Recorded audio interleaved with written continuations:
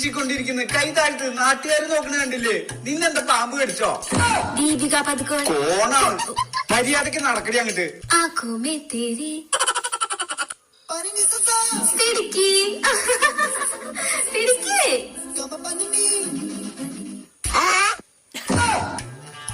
ആ ഫോൺ ഇങ്ങോട്ട് താടി. ഇവിടെ വഴി അറിയാതെ ലൊക്കേഷൻ ഇട്ട് നോക്കണതിന്റെ ഇടയിൽ അവളുടെ. ഒരു മിനിറ്റ്, ഇപ്പൊ വരാം.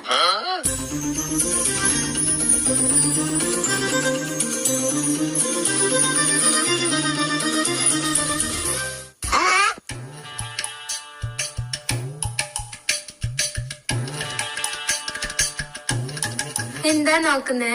നിന്റെ പല്ലുകൾ